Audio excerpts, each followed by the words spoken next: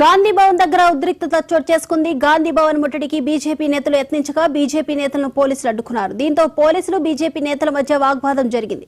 గాంధీ భవన్ దగ్గర కాంగ్రెస్ ఫ్లెక్సీలు చించివేసి గాంధీ భవన్ ఎదుట బీజేపీ నేతలు బైఠాయించారు. అయితే బీజేపీ నేతలపై లాఠీ చార్జ్ చేసిన పోలీసులు పలువురు బీజేపీ నేతలను అరెస్ట్ చేశారు.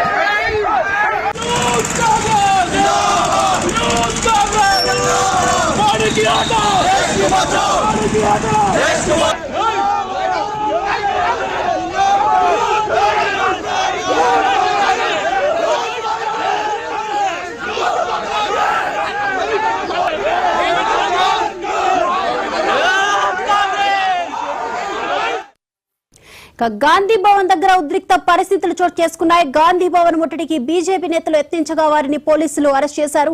ప్రస్తుతం అక్కడ ఉన్న తాజా పరిస్థితి అందించడానికి మా తెలంగాణ స్పెషల్ కరెస్పాండెంట్ శ్రీకాంత్ సిద్ధంగా ఉన్నారు. శ్రీకాంత్, ఇప్పుడు సిచ్యువేషన్ ఎలా ఉంది అక్కడ? ఇప్పటికే బీజేపీ నేతల్ని పోలీసులు అరెస్ట్ చేసినట్లు తెలుస్తుంది. ఓవరాల్ అప్డేట్స్ ఏంటి? దీపిక, ఇటు బీజేపీ వర్సెస్ కాంగ్రెస్గా ఈరోజు తలెత్తిందని చెప్పవచ్చు ఒక వివాదం. అంటే ఏదైతే రమేష్ బిధూరి బీజేపీ నేత చేసినటువంటి వ్యాఖ్యలు ఏవైతే ఉన్నాయో, ప్రియాంక గాంధీ పైన చేసినటువంటి కామెంట్స్ పైన ఇటు కాంగ్రెస్ నిరసన వ్యక్తం చేస్తూ ఈరోజు ఆయన దిష్టిబొమ్మ తగలబెట్టడం, అదేవిధంగా బీజేపీ కార్యాలయం ముందట నిరసన వ్యక్తం చేయడానికి వెళ్లారు. అయితే అక్కడ ఉద్రిక్త పరిస్థితులు నెలకొన్న, ఇటు కర్రలతోటి పరస్పరం దాడులు చేసుకోవడం, అదేవిధంగా రాళ్లు రువ్వుకోవడం, కోడిగుడ్లు రువ్వుకోవడం, ఇలాంటి ఘర్షణ వాతావరణం నెలకొంది.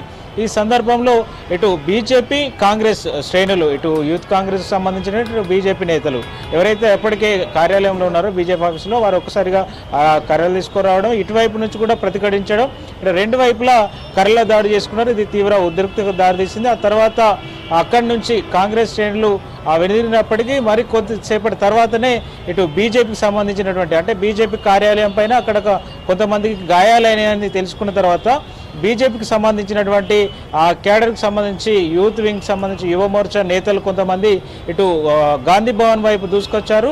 విడతల వారిగా వారు గాంధీ భవన్ ముట్టడికి వచ్చారు. ఈ నేపథ్యంలోనే గాంధీ భవన్ ముందున్నటువంటి ఫ్లెక్సీలన్నింటినీ చింపివేస్తూ గాంధీ భవన్ లోపలికి చొచ్చుకొచ్చే ప్రయత్నం చేశారు.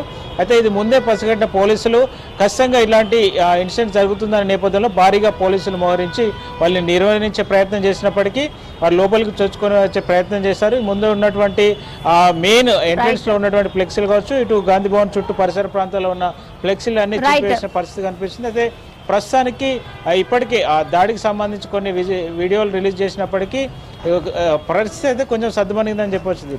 Right, thank you Srikanth.